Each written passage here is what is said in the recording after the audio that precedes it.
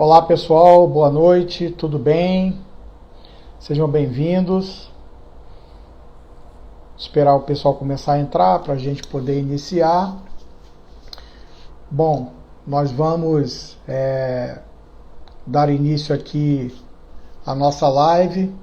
Quero agradecer desde já a sua presença. Boa noite a todos, boa noite, boa noite, boa noite, boa noite. É bom ver vocês por aqui. E minha família está aí em peso, ó, e agora? Não posso errar. Vocês sabem que a gente vira assunto de família na mesa do jantar, né? Mas que bom, fico feliz por vocês estarem aqui. Bom, a gente vai falar de um assunto bem legal, né? Boa noite, Roberta. A Roberta já está aí, a nossa psicóloga, que vai falar aí sobre o assunto dessa noite. Minha esposa também está presente. Olha, só gente bonita, só gente importante. Que bom que vocês estão aqui. Bem, deixa eu dar as primeiras orientações de como as coisas vão se dar para vocês entenderem a dinâmica. Nós vamos fazer um toma lá da cá de perguntas e respostas. Essas perguntas eu recebi de vocês. Muitos de vocês mandaram as perguntas nas caixinhas, né, que tanto eu quanto a Roberta colocamos. Então nós já temos aqui previamente as perguntas que tiveram maior incidência. A gente colocou aqui dentro de um roteiro e aí a gente vai fazer esse roteiro dessa maneira a partir das perguntas, ok? É possível que durante o nosso bate-papo você tenha alguma dúvida, que você lhe venha alguma pergunta, e aí o que você vai fazer? Você pode comentar aqui no chat, mas eu gostaria que você deixasse, depois que nós salvarmos e publicarmos o vídeo, que você deixasse a sua pergunta, caso ela não seja contemplada aqui no Toma Lá da Cá, nos comentários abaixo, para que, tanto eu quanto a Roberta, a gente possa responder você. Ok? A ideia é que a gente venha tirar suas dúvidas sobre esse assunto que nós vamos discutir hoje nesse nosso encontro, ok? Deixa eu ver se eu encontro aqui a Roberta. Cadê a Roberta? Tá aqui. Convidei aqui a Roberta. Olá, Roberta! Olá, Seja boa bem-vinda. noite. Tudo bem? Tudo. Tá me ouvindo bem? Eu estou te ouvindo bem. Que Aqui bom. está perfeito. Pronto, também tô lhe ouvindo bem. Deixa eu só ajeitar aqui a minha câmera. Maria de primeira viagem é um problema, né? Até parece. Bom, Roberta, muito obrigado por você atender o convite, seja bem-vinda. Eu já estava explicando para eles aqui o nosso Toma Lá da Cá, né? Já tem algumas perguntas aqui em pauta. A ideia aqui não é colocar você em saia justa, mas sim que você nos ajude, né? Com a sua experiência como psicóloga, aquilo que você vê aí nos seus atendimentos com relação à questão da dependência, né? E hoje em dia, esse assunto de dependência está muito em pauta. Tanto a questão da dependência, que ultimamente tem ganhado muito corpo, né? Que é a dependência tecnológica, né? Tecnológica. E que tem causado aí alguns problemas, e a classe médica tem orientado os pais, principalmente, né, com relação a isso, em função das crianças, né, que não têm domínio, não têm discernimento como adulto. Mas o que a gente tem percebido, que tem acontecido, pelo menos aqui no meu consultório, e acredito que no seu também, é um outro tipo de relação que passa despercebido e, com o passar do tempo, acaba sendo prejudicial. E as pessoas não se dão conta, né? Quando percebe, já está dentro do furacão, né? E que é o assunto de dependência emocional. Então, é sobre isso que nós vamos falar aqui. E antes da gente entrar no assunto, Roberto, eu queria que você se apresentasse aí para o pessoal, né? Falasse um pouco da sua formação, e aí a gente já entra aí no nosso Toma Lá da Cá. Pronto. Primeiro, boa noite a todos e todas que estão presentes na live. Enio, muito obrigada pelo convite. Assim, é uma honra participar, vai ser muito legal. E é muito bom para mim falar sobre um assunto que me atravessa de muitas formas, tanto a nível pessoal como profissional, porque, como você falou, é algo que tem aparecido na clínica de uma forma muito presente mesmo, muito constante, muito frequente. Então, falar sobre isso para orientar outras pessoas, até para que elas tomem consciência de que talvez sejam dependentes emocionais e não saibam, vai ser muito importante. E eu sou formada, né, em psicologia, sou psicóloga clínica. Minha carreira se deu início na pandemia, no olho do furacão da pandemia. Então, para mim, eu já me adaptei ao modelo online, né? Já que foi esse que eu tive que começar. Eu gosto de Não teve atender jeito, né? online. Não podia sair de casa, Não tinha que teve atender de jeito, não casa, né? teve por onde correr. Eu gosto de atender online, mas eu atendo também no Instituto Ressignificar, o Enio está aí no Instituto. É minha casinha também, quando tem pacientes para o atendimento presencial, eu atendo aí no Instituto, fica na Desembargador Moreira, né, 1800, mas a minha prioridade realmente são os atendimentos online. E eu atendo em domicílio também, dependendo da situação, idosos ou pessoas que realmente não podem se locomover ou estão com alguma síndrome do pânico e não conseguem sair. Enfim, situações que a pessoa não pode se deslocar até o consultório e há necessidade de atendê-la em domicílio. Aqui acontece da mesma maneira, né? Mas vamos lá. O nosso assunto aqui é dependência emocional, né? E uma pergunta, a primeira pergunta que eu quero te fazer, Roberta, e que as pessoas, como eu falei anteriormente, né, foram respondendo nas caixinhas, seria o seguinte: o que seria dependência emocional e como essa dependência acontece? Bom, a dependência emocional ela pode ser vista com vários nomes, né? Eu vou dizer o nome de alguns aqui para que você até identifique. Já pode ter ouvido com algum desses nomes, Sim. mas é tudo a mesma coisa, né? Além de dependência emocional, pode ser conhecido como dependência afetiva, apego patológico, amor patológico, vício emocional e carência afetiva. Mas, como eu disse, todos esses nomes se relacionam à mesma coisa. Tudo é a dependência emocional. Eu diria que é um distúrbio de prioridade. Como assim? Você deixa de ser a pessoa mais importante da sua vida, ou seja, a sua prioridade, e você passa a priorizar uma outra pessoa. Você elege uma pessoa para ocupar esse lugar. Você sai do centro da sua vida e dá esse lugar para outra pessoa. Então, A pessoa não tomou, você deu. é o dependente que elege, então. Sim, é o dependente que elege. Então, o dependente ele deixa de pensar nas suas próprias vontades, nos seus sonhos, nos seus desejos, para viver em função das expectativas e os desejos das outras pessoas, buscando agradar ou buscando pelo menos não desagradar, esperando com isso receber amor, receber reconhecimento, validação, afeto. E muitas vezes essa pessoa só vai receber migalhas, mas a ideia dela é receber amor, receber validação, receber reconhecimento. E como essa pessoa ela tem um objetivo de não desagradar ninguém, as escolhas dela são pautadas na preocupação. O que os outros vão pensar? Será que alguém vai ficar magoado com a escolha que eu fizer ou deixar de fazer? Tudo que ela vai fazer é pensando sempre naquilo que o outro vai pensar ou achar dela. Porque para ela a opinião da outra pessoa, o que a outra pessoa pensa é muito importante, até mais do que a dela própria. Entendo. Então, pode acontecer em qualquer tipo de relação.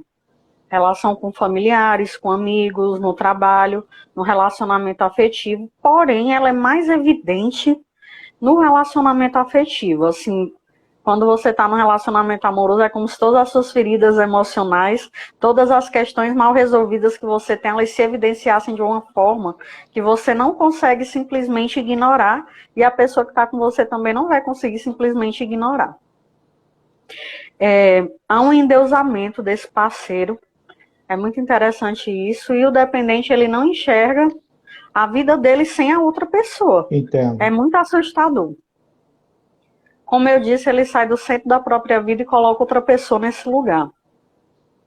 Então, qualquer alteração mínima na forma como o outro trata esse dependente desestabiliza ele emocionalmente, que as emoções dele estão pautadas no outro. Então, se o outro, por exemplo, ele manda uma mensagem no WhatsApp e a pessoa demora a responder, essa pessoa vai ficar em pânico. A pessoa deixou de gostar de mim, essa pessoa não me quer mais, está conversando com alguém, porque ele é inseguro. Ele não tem confiança nele mesmo de que ele dá conta daquela relação e de que a pessoa está com ele porque ele é digno também de amor. Então ele sempre vai achar que qualquer pessoa pode aparecer e ser mais importante do que ele naquela relação. Então ele está sempre correndo o risco, né, na cabeça dele, de perder aquele lugar. Eu costumo pensar nessa questão da dependência como alguém que pegou a chave da sua casa e deu para uma outra pessoa. Porém, chega um tempo em que ele quer retomar aquela casa de volta, ele quer tomar essa chave, só que esse processo de retorno não é tão simples. E quem pegou a chave, ou quem recebeu, né? Porque, como eu disse, a pessoa não tomou, é o dependente que dá. E quem recebeu a chave não vai querer dar de volta, porque tem benefícios. Entendo. E a outra pessoa foi eleita, né? Ela Exato. Não, de certa forma, ela foi colocada naquela situação em função da outra. Sim. Entendi. E para o dependente essa situação é bem dolorosa, porque ele realmente não consegue viver para ele, não consegue ter objetivos, sonhos, projetos, realizar suas coisas, se não tiver uma outra pessoa validando aquilo junto com ele, ou pensando junto com ele, ou tentando fazer. Porque ele não consegue pensar nessas coisas sozinho ou fazer sozinho. E assim, eu penso que cabe a esse dependente escolher qual é a dor que ele quer passar. A dor de sempre viver para agradar e satisfazer o outro e não realizar seus próprios desejos, ou a dor de buscar autonomia, mesmo perdendo pelo caminho pessoas que ele considera importante, em nome da realização desses sonhos e projetos.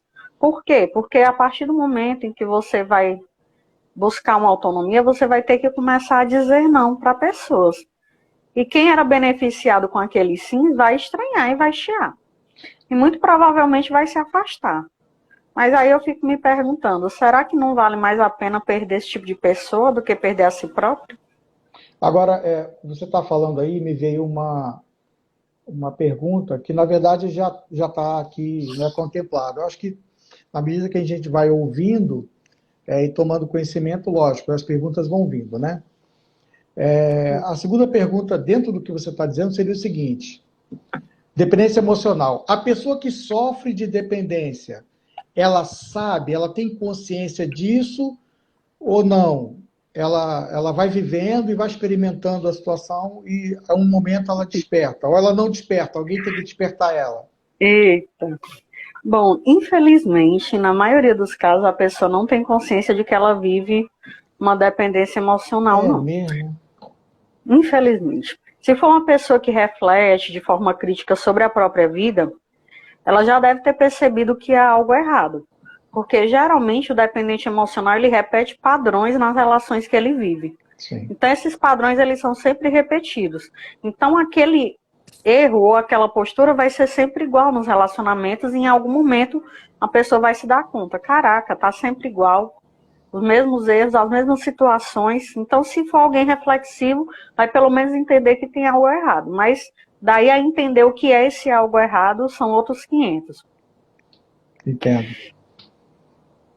E assim, nessa questão do ter consciência ou não, né, é interessante que as pessoas são muito mestras em apontar isso na vida alheia, principalmente nos famosos, na mídia. Eu vou citar alguns casos aqui que eu acho que muita gente ouviu falar. Por exemplo, a cantora Maiara, né, da dupla Maiara e Maraísa, ela namorava com o Fernando, e o relacionamento deles era inconstante, cheio de idas e vindas, uma situação muito que você via e dizia, que bagunça é essa, rapaz? Já terminou, já voltou, já terminou, já voltou. E muitas pessoas, eu gosto muito de ler comentários da internet, né? Principalmente no Ah, eu Facebook. também faço isso. Então, quando eu vejo esse tipo de notícia, eu vou logo para os comentários e eu vejo lá os doutores da internet se manifestando. Eu acho muito engraçado. Então, o pessoal diz, ela tem dependência emocional e não sei o que, não sei o quê. E pode ser que ela não se dê conta, né? E na última situação que ocorreu, ele disse que ela estava louca. Uma das últimas situações que ocorreu entre eles, eu fiquei pensando, caraca, frase típica de relacionamento abusivo. Conhecida, a frase mais conhecida do relacionamento abusivo é o cara dizer que a mulher é louca. Porque é uma forma de invalidar o que ela diz. Aí você fica já... O pessoal estava comentando anteninha algo. ligada. O pessoal estava comentando algo também no BBB, parece que teve uma situação assim, né? Teve sim. Vou já chegar no BBB. Teve outro caso também que eu vi. BBB dá muito pano pra manga, meu filho. Vamos Dá lá. pra fazer uma live só pra analisar o BBB. Teve outro caso também de dois MCs. Um tava na Fazenda, não era o BBB, mas era a Fazenda, o Dinho. E com a esposa dele, Mirella, né? Na Fazenda ele teve tipo um affair, né? Como chama? Com uma outra moça. Depois que ele saiu, descobriu que estava separado, porque a mulher deixou. Mas também falavam muito a respeito da esposa dele, a Mirella, que diziam que ela tinha dependência emocional. Porque já tinham acontecido situações e ela não deixava ele, né? Mas o caso mais interessante, assim, relacionado ao BBB, é da esposa do Arthur Aguiar. O Arthur tá no BBB. A esposa dele é a Maíra. E a Maíra expôs na internet, antes dele entrar, bem antes, que ele tinha traído ela 16 vezes. Ela mesma expôs a traição do cara, mas agora que ele tá no BBB, ela é a maior defensora dele na internet. É algo, assim, muito interessante de ver. Se ela vê alguma publicação falando mal dele, ela vai lá, ela comenta. Se vê alguma live de alguém falando sobre BBB, ela entra na live e ela defende o marido dela com unhas e dentes. E a galera também fala, a Maíra tem dependência emocional e não sei o que, não sei o que. Por causa dessas traições, né, que ela perdoou e voltou com ele e as pessoas... Ela perdoou, mas a internet não perdoa, né? Aquela coisa. É interessante, assim, comentando, né, sobre a percepção das pessoas que são públicas, né? Como elas se comportam, ou os comentários que elas fazem, né, sobre seus próprios relacionamentos. E você estava falando aí, eu lembrei de uma música, eu não lembro quem é a cantora, né? Talvez você saiba. Né? Você que é mais antenada do que eu, né? Talvez você saiba. Mas eu lembro que eu estava aí em algum lugar, aí, em alguma loja, e aí começou a tocar a música e o vídeo, né? A pessoa cantando. E eu parei para ler a letra, né? Para ouvir. E me pareceu, né, um caso desse. Eu não tenho como avaliar, né, assim, a partir de uma música, se a pessoa sofre de dependência ou não. Mas a gente vê nas entrevistas, acaba entrando naquela questão, né, de não, vou entrar aqui também como os doutores da internet, vou fazer aqui o meu julgamento. Todo quem nunca, né? Aí, algumas frases me chamou a atenção, né, eu não vou lembrar bem da música, mas é assim, todo mundo vê, mas você não está vendo, a minha mudança é genuína, todo mundo vê, menos você. É uma cantora famosa, assim, pelo menos o pessoal comentava dela e agora eu não lembro o nome, né? Não sei se você vai lembrar. É da Marília Mendonça. O nome dessa música é Todo Mundo Menos Você. O nome é bem sugestivo. Aquela moça que faleceu recente, né? E por coincidência ou ironia, junto com ela canta a Maiara, que a internet acusa de dependência emocional, né?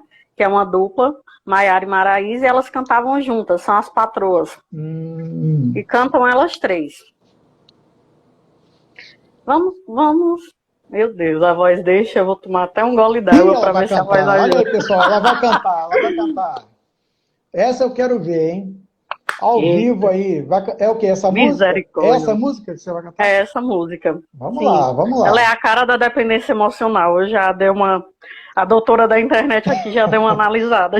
Não, é interessante a gente perceber a letra, né? Vamos lá. Bora lá. Perdoem a voz. Ela começa dizendo assim: eu só queria que você soubesse que toda a minha mudança é genuína, genuinamente por você. Bora lá tentar cantar, né? Dizem que eu ando bem melhor depois que eu terminei. Todo mundo consegue enxergar o quanto eu melhorei.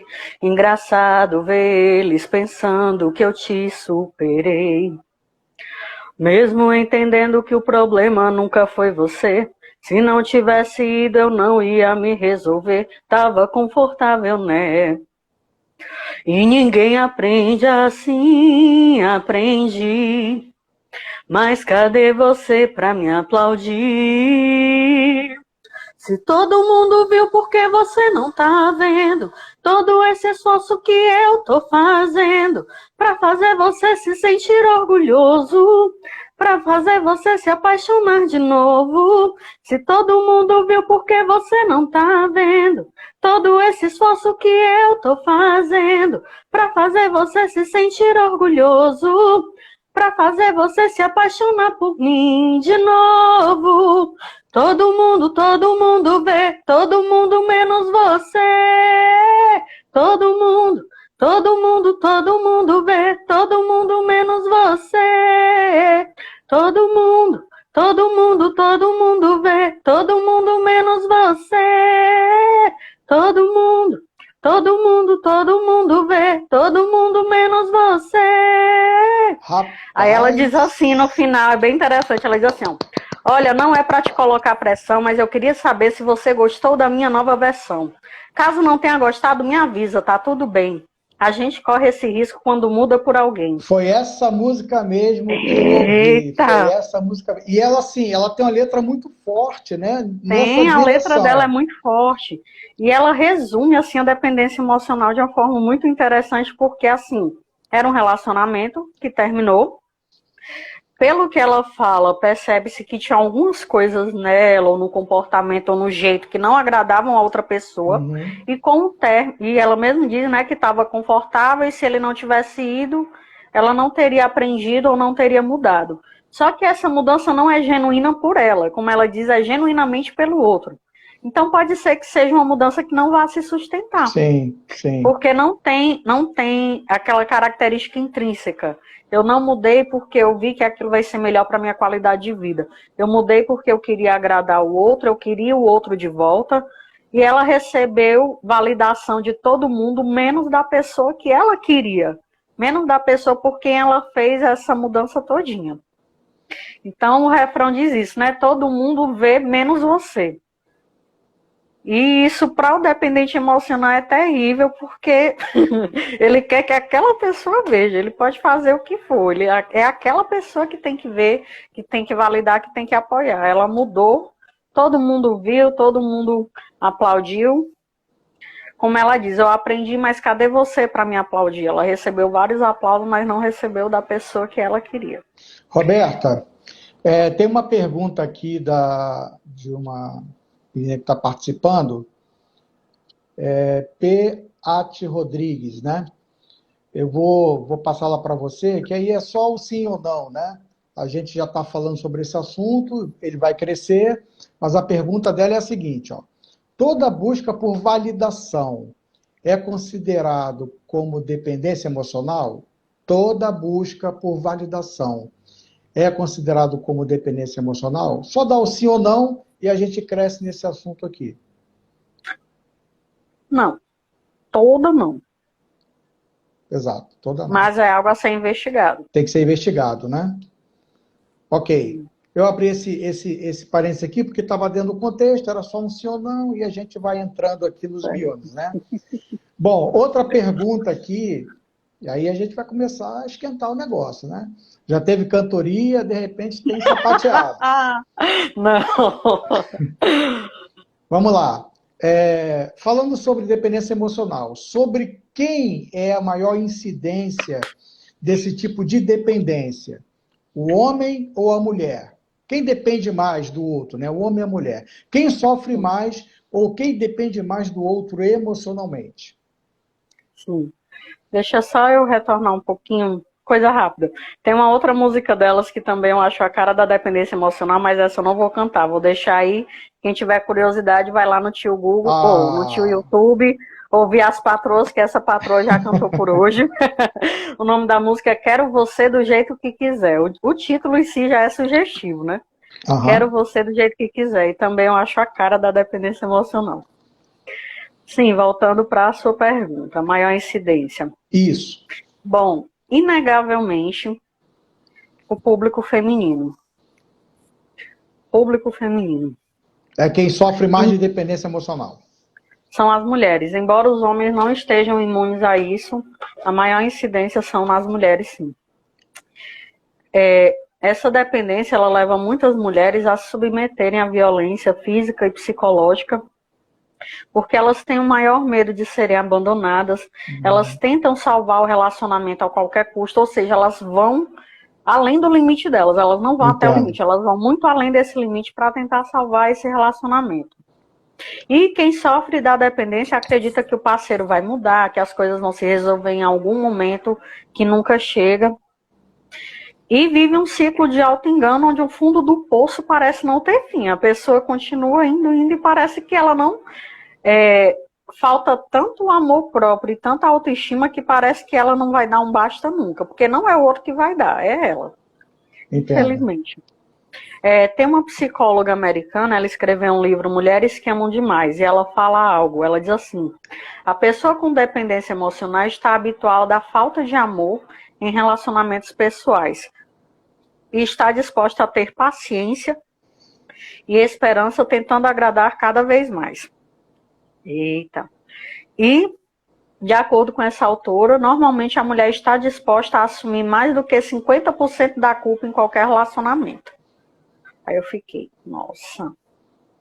E na questão que a gente já falou, né, da autoestima que é mais baixa, e de achar a crença do não merecimento, de achar que não merece ser feliz. Então se contenta com qualquer coisa. As crenças limitantes, né, não merecimento, culpa pelo que dá errado na relação, falta de amor próprio, leva essas mulheres a tolerar muitas vezes o intolerável para permanecer nessa relação aguardando uma mudança no outro que não virá. E isso tem muita relação, eu diria, com a nossa sociedade, com a cultura, com a forma como a mulher é criada e vista. São fatores que colaboram para a manutenção dessas relações. O perfil submisso que é visto e é exigido da mulher, esse perfil cuidador, de estar sempre cuidando e fazendo pelos outros, ajudando. E, felizmente, né, coisas têm mudado, mas ainda são passos lentos. Dificilmente você verá um homem, mesmo com dependência emocional, se submetendo a certas coisas que as mulheres se submetem. Então essa dependência acaba talvez se manifestando no homem de uma outra forma. Mas pode ser também, pode ser que ele seja tão submisso quanto uma mulher. Mas até pela questão, como a gente falou também, da questão cultural, da forma como ele é criado e tudo, da forma como a sociedade vê o masculino, dificilmente ele vai se sujeitar às mesmas coisas que a mulher. Você falando aí, né, é interessante porque é natural numa relação você querer agradar o parceiro, né, ou a parceira, isso é normal, né? Mas estar sempre na dependência de validar, né, a sua importância em relação ao outro por isso, aí dependendo do caso em questão, acaba sendo um exagero que leva ou caracteriza uma dependência, né? Agora, você estava comentando aí, chegando nas bordas, falando da pessoa que depende, chegando nas bordas, né? As bordas da emoção. Fazendo a introdução do negócio aí, do assunto. As bordas da emoção, né? Aí vem uma outra pergunta, que seria a quarta pergunta da nossa conversa aqui. Dependência emocional é o mesmo que relação simbiótica? Dá para definir qual a diferença das duas? É igual, não é igual? É parecido? É parecido, vamos ficar no parecido. O conceito de simbiose é um conceito importado lá da biologia, né? Não é um conceito da psicologia, mas a psicologia faz uso dele de forma figurada, né? Para descrever, sim, uma situação de dependência emocional entre indivíduos. E a simbiose ela é vista inicialmente na relação entre o bebê e a pessoa que faz o papel de figura materna, que eu vou chamar de mãe para facilitar a explicação, sim. Mas nem sempre é a mãe que faz esse papel, mas vamos chamar de mãe que facilita a minha explicação e o entendimento e a compreensão dos geral, nossos ouvintes. certo. Então, tem um autor aí do povo esquisito da psicanálise aí, o Winnicott, ele chama essa relação entre mãe e bebê de relação fusional, da palavra fusão mesmo, porque é uma fusão. Para o bebê, ele e a mãe são uma coisa só. Uma coisa só. Não há separação, é uma coisa só entre mãe e bebê. Na perspectiva do bebê, né? Que é claro, a mãe é um adulto e sabe que não. Então, nesse caso, é realmente uma simbiose e ela é importante para o desenvolvimento psíquico do bebê. Até que chegue no momento em que essa relação fusional se desfaça e o bebê vá para a parte de independência mesmo e diferenciação de quem é ele, de quem é a mãe, de quem são os outros. Exato. E assim, no mundo ideal, no mundo ideal, esse processo daria de forma linear, perfeita, bonitinha, só que fluida, só que na prática nem sempre é assim. Essa independência entre mãe e cuidador, ou entre bebê e cuidadores, nem sempre se dá de uma forma tão... Às vezes o cuidador não estimula tanto essa independência. Isso é um pouco perigoso. E é aí que começa, né? A independência precisa acontecer no momento, né? Num determinado momento precisa acontecer. Mas, dependendo de quem seja a contraparte, ela pode não querer, né? É isso? Sim, exato. Exato. Por exemplo, no caso aí, voltando para a mãe e bebê, se for uma mãe muito protetora, aquela que o menino não pode ficar no chão, não pode fazer nada, ela pode atrapalhar o processo até dessa criança começar a andar. Porque não vai querer que ele fique no chão para engatinhar, vai ter medo que ele caia. Então, nessa super proteção de achar que está fazendo algo bom, ela não está, ela está prejudicando o desenvolvimento daquela criança. É nesse aspecto. E vindo para nosso assunto, dependência emocional, né? Dependendo do nível e da gravidade dessa dependência em relação ao outro, pode haver sim uma relação simbiótica onde o dependente acredita que sem o outro ele não consegue viver. Então a vida para ele perde o sentido e fica paralisada, porque ele não sai do lugar. Caramba. A dependência emocional ela funciona no cérebro como qualquer outra dependência de álcool, de drogas, enfim, é semelhante, o processo químico é bem semelhante, cocaína, heroína, cigarro. Isso é tão pesado que o dependente ele tem pensamentos que a gente chama de intrusivos, ou seja, são pensamentos obsessivos com a outra pessoa, onde há uma necessidade enorme de controle e vigilância do que o outro está fazendo, com quem o outro está falando, porque a insegurança que ele sente é muito grande. Sem falar na ansiedade e estresse que ele sente quando o outro não está junto. Então, nesse caso, realmente a gente pode dizer que há uma simbiose emocional instalada, de fato. E pode haver também uma relação simbiótica entre os próprios dependentes. E eu vou dar um exemplo para ilustrar melhor, como é um exemplo real, eu vou tentar ser o mais genérica possível, né?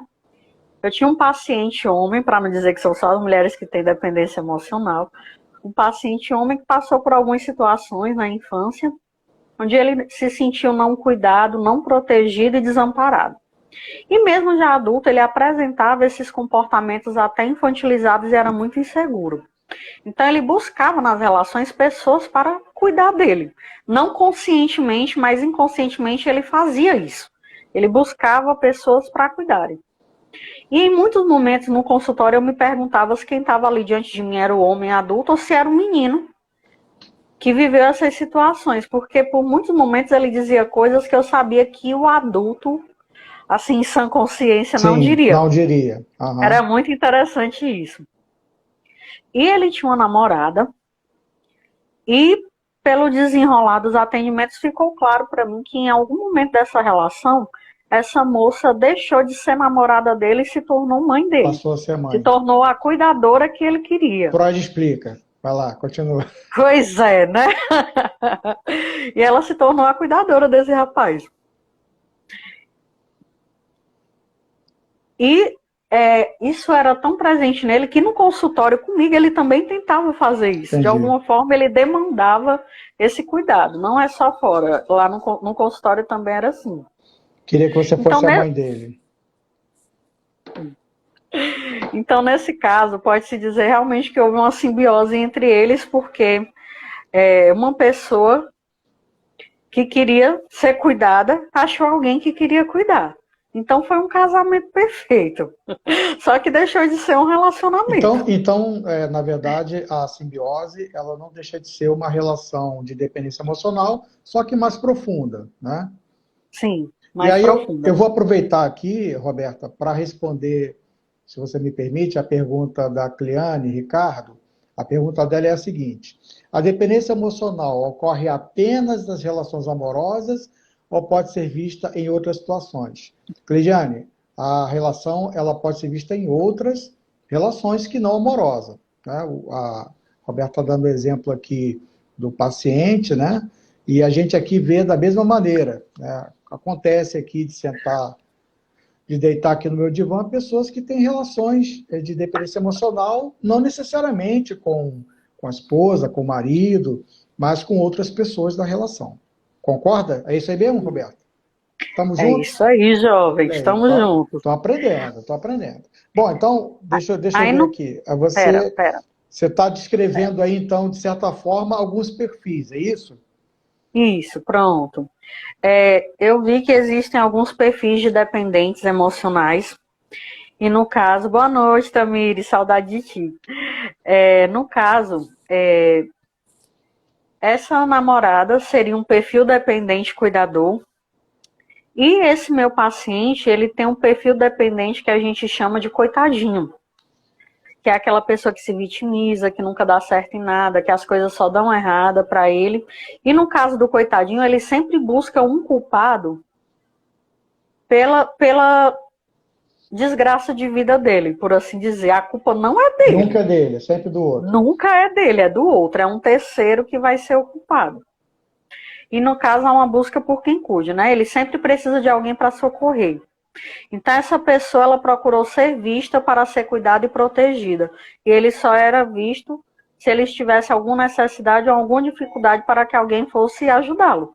Então, ele está sempre procurando alguém para cuidar. E no caso da namorada, é o perfil dependente cuidador, que acha que só vai conseguir ser amada, ser vista, se ela for útil. Se ela estiver cuidando, se ela estiver fazendo por alguém. Isso é muito interessante. Porque a gente acaba pensando que é todo um bolinho só, né? É interessante você comentar aí, porque o que eu estou percebendo é o seguinte.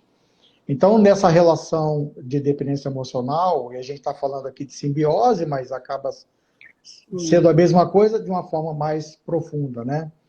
E tem outros perfis, viu? Não são só esses, não. Ah, tem mais? Mas a minha percepção até agora, né, falando da dependência emocional, é que ela vai ter, no contexto da simbiose, uma participação direta e mais profunda da outra parte. Então, são duas partes que se relacionam, de certa forma, elas têm uma interdependência, só que é imperceptível, né? A pessoa vai vivendo e não percebe isso. É dessa maneira? Sim. É desse jeito mesmo.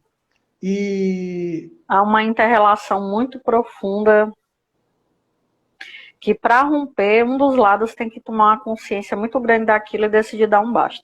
Agora, falando sobre os perfis das pessoas que tendem nessa relação de simbiose, você já falou de duas, né? E tem mais alguma que você queira comentar? Tem mais 3 perfis que são muito interessantes, são 5 no total. Um deles é o perfil campeão, e esse perfil campeão ele pode ser dividido em 2 tipos. O campeão saciável, pronto. O campeão ele está sempre buscando o reconhecimento e validação pelas conquistas e por tudo que ele faz. O campeão saciável ele conseguiu essa validação e esse reconhecimento dos pais. Então, todo o esforço que ele vai fazer de vida vai ser até onde esses pais validem. Ele não vai se esforçar para conseguir fazer coisas além disso. Então ele tem uma tendência muito grande a se tornar um adulto acomodado. Ah, eu fiz isso aqui, ganhei biscoito, pronto, tá ótimo, Ih, não quero mais ir além disso não. conheço muitos. Não é não, quem não conhece. Conheço muitos. E o outro perfil é o campeão insaciável. Nesse caso, essa pessoa não recebia validação dos pais nem reconhecimento. Então, como o nome diz, ele é insaciável, ele está sempre buscando esse reconhecimento e validação. E assim como os pais nunca estavam satisfeitos e nunca reconheciam o que ele fazia, quando ele cresce, ele se torna um adulto também insatisfeito, que não comemora as próprias vitórias, que não celebra as próprias conquistas, ainda que ele tenha várias medalhas e troféus, né, já que o nome é perfil campeão. Sim. Ele não está satisfeito, ele continua sentindo um vazio muito grande e uma insatisfação que ele deseja preencher, mas nem essas conquistas não preenche, porque ele continua insatisfeito, sempre procurando essa validação externa ao invés de procurar a validação interna.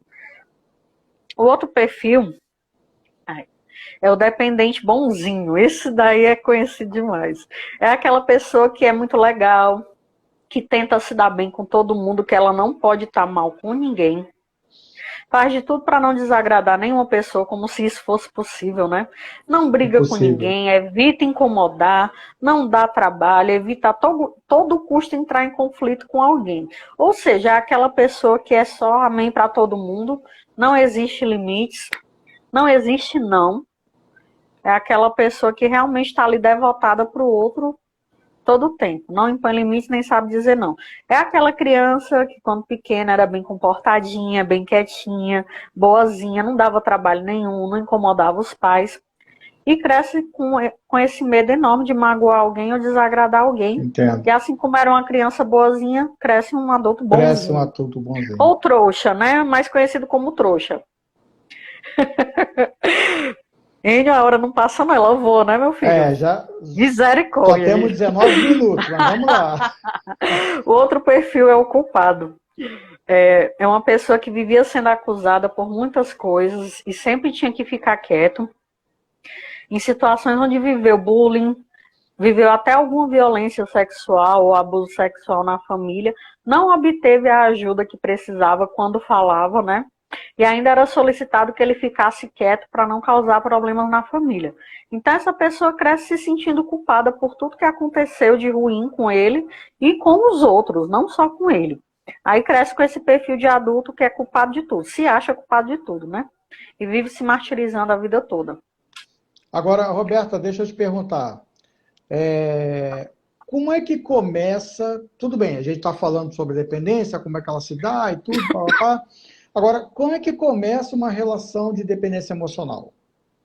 Bora lá, né? Estamos esquentando o assunto e o horário avançando. E o horário está correndo. Eita, Jesus. Começa na infância. Olha aí, né? Freud explica também, né? Vamos lá.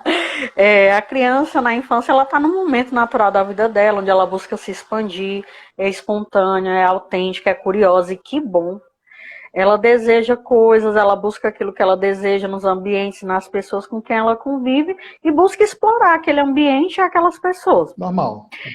Exatamente. Porém, como ela está numa sociedade, a sociedade tem regras, essa criança começa a ser podada, ela começa a ser ensinada pelos seus cuidadores, familiares, escola, a se comportar de determinadas formas, né? E esse comportamento que ela precisa ter é exigido pelos adultos, que esperam que ela cumpra, né? É esperado que a criança cumpra aquele comportamento. Então ela deixa de fazer aquilo que ela deseja, né? A sua própria vontade, para atender às expectativas daqueles cuidadores. Pois na cabecinha dela, se ela não se comportar como é exigido ou esperado, ela não receberá amor dessa pessoa. É aí que está o X da questão.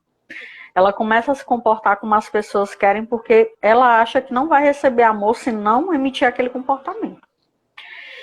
Estudando sobre o tema, ficou muito claro para mim que tudo se resume ao amor e às suas dosagens, seja ele de mais, seja ele de menos, seja enxergando ele onde ele não existe ou deturpando o que ele realmente é de fato, como no caso da dependência emocional, né, que as pessoas acham que estão amando, mas é tudo menos amor, mas tudo se resume ao amor, o amor que é dado, o amor que é recebido, o amor que é aprendido. Isso é bem interessante. E há uma repetição desses padrões aprendidos na infância pelo adulto, né? O adulto vai continuar repetindo esses padrões, esses comportamentos, porque foi a forma que ele aprendeu.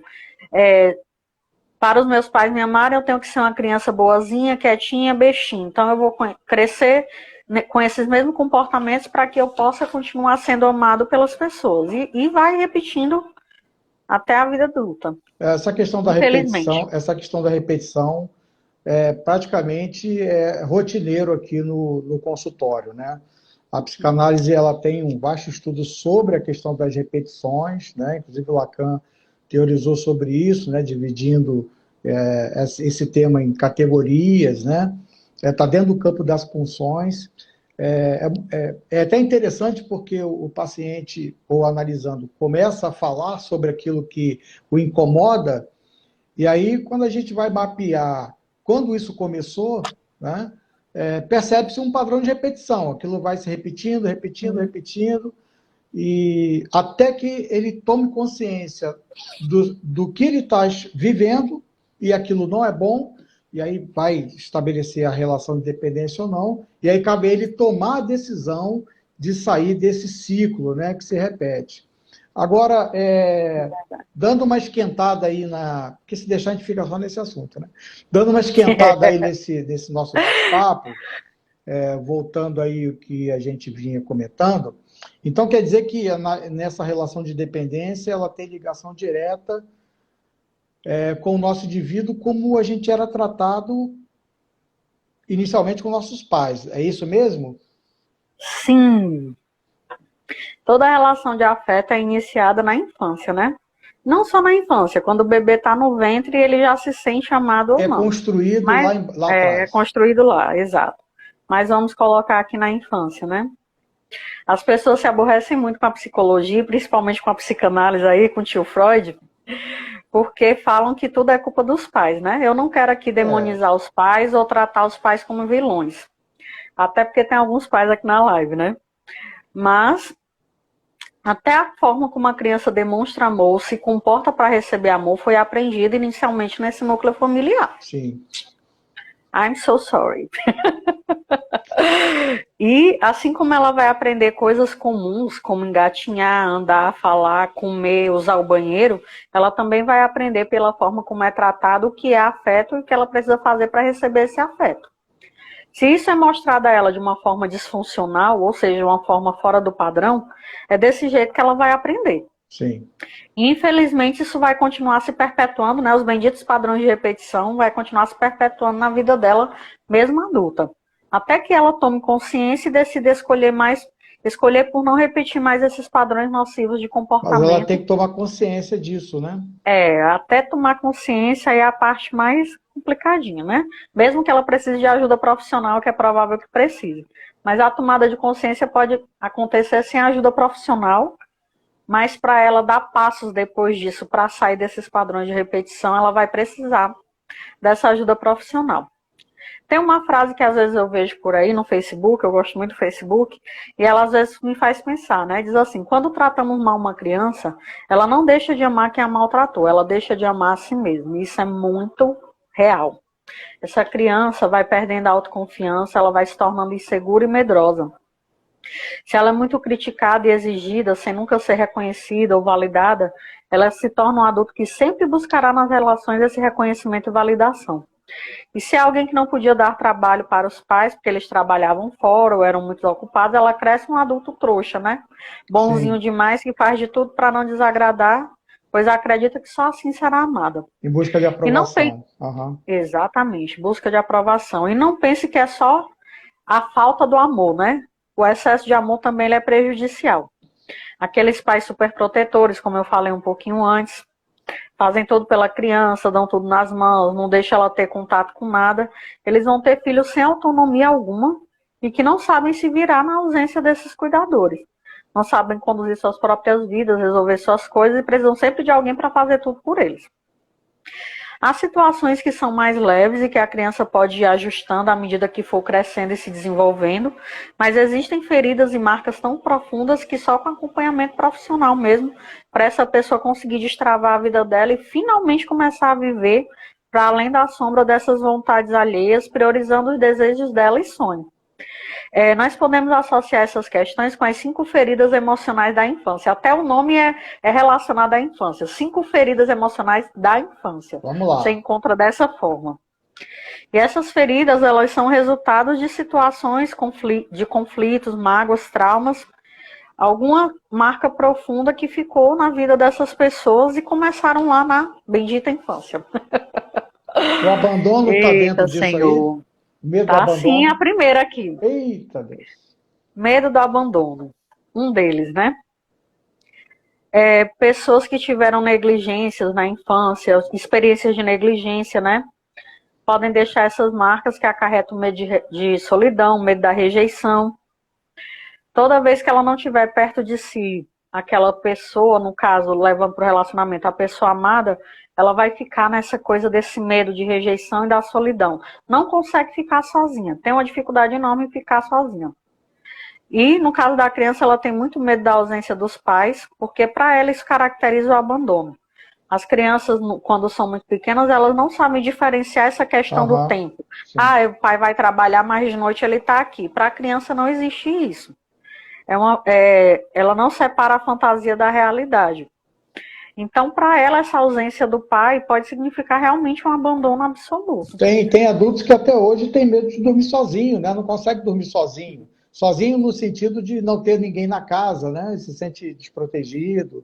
Exato. Aquela paciente que uma vez eu comentei com você tinha exatamente esse problema. E o trabalho que eu fiz com ela foi para romper esse trauma. E graças a Deus deu certo. O outro é o medo da rejeição, né? A ferida profunda que é formada quando, no desenvolvimento da criança, ela não se sentiu suficientemente amada e acolhida pelas suas figuras de referência, né? E por outras rejeições no ambiente escolar, bullying, alguma coisa assim, ela foi se sentindo rejeitada, preterida.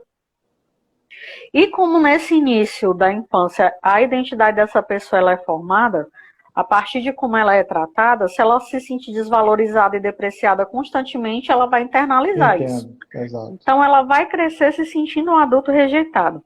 Não vai ter uma autoimagem boa, vai achar que não é merecedora de afeto, que não possui atributos ou qualidades suficientes para ser aceita pelas outras pessoas. Isso é muito forte, né? A outra ferida é a da humilhação, né? Ninguém gosta de ser criticado, né? A verdade é essa. Mas a forma como as críticas são feitas muda muito a forma como a pessoa vê.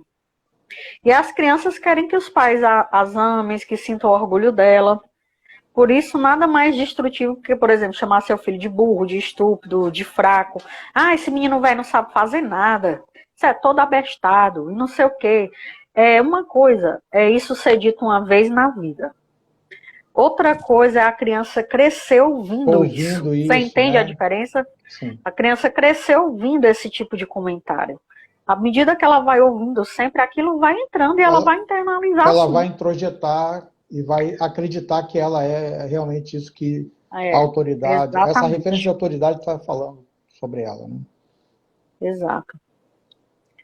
Então, quando essas crianças cometem um erro, a ideia é sentar com ela, conversar, tentar corrigir, mesmo que precise de firmeza, mas não esculhambar o menino, né? Dizer coisas para humilhar a criança vão tornar esse adulto dependente ou, ao contrário, um adulto que precisa humilhar as outras pessoas para se sentir bem. Ou seja, ele vai querer continuar a repetição, só que agora ele humilhando os outros para ele se sentir melhor com ele mesmo. Tem a ferida da traição ou do medo de confiar, por exemplo, quando os pais costumam fazer promessas para os filhos. E não compram, né? E não cumprem. E para eles é uma besteira, né? Mas para a criança não é. Tanto que o pessoal diz, não prometa nada para uma criança que ela vai lhe cobrar. E de fato, para a criança aquilo é sério. E ela vê aquele adulto como uma figura de autoridade. Então, na cabeça dela, aquele adulto vai cumprir o que ele diz. Então, se essas pessoas constantemente fazem promessas que não cumprem, a criança vai crescer muito desconfiada nas relações.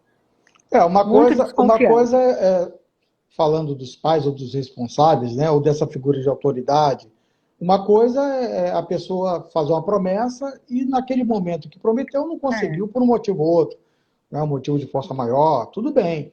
O problema é a questão do padrão de repetição, ficar sempre A repetição, prometendo e repetição. nunca cumpre, né? E a criança introjeta essa rejeição aí. Sim, sim, sim. Aí pode se tornar um adulto desconfiado ou Sim, controlador para que nada saia do seu desse controle. controle dela. Eu não vou ser traída de novo, então eu vou controlar todas as variáveis para que nada saia do meu controle. Aí a ferida da injustiça, né? Quando alguém comete alguma injustiça, há um sentimento de raiva, de impotência, de indignação. E na criança ela sente isso quando os pais são muito autoritários e frios e acabam exigindo da criança algum comportamento ou algo que não está na capacidade dela naquele momento fazer, mas os pais querem exigir dela. Então, pode gerar um sentimento de impotência e de inutilidade na criança que ela pode levar mesmo para a vida adulta. E se tornar um adulto perfeccionista ao extremo e autoritário, porque tudo tem que estar perfeito. Agora, vamos lá, fazer um resumozinho, né? Você estava falando das feridas emocionais e das dores psíquicas que podem contribuir na relação de dependência emocional, né? Então, você falou primeiro o medo do abandono, você falou o medo da rejeição, a humilhação, o quarto, traição ou medo de confiar, e o quinto, a injustiça. A injustiça. Agora, eu tenho uma notícia boa e uma notícia não muito boa para te dar, O Roberto. tempo, eu estou olhando aqui, falta 2 minutos no meu relógio, 2 ou 3 minutos. Aqui nós temos aqui aí 5 minutos. E nós nem né? chegamos na parte mais quente. E a gente nem chegou na parte mais quente. Eu acho que a gente vai ter que continuar esse assunto, né? Mas vamos lá, a gente está falando de dependência emocional e até agora a gente está falando da pessoa que depende emocionalmente. Né? Yes. Mas existe uma codependência, existe o outro lado da moeda. Né?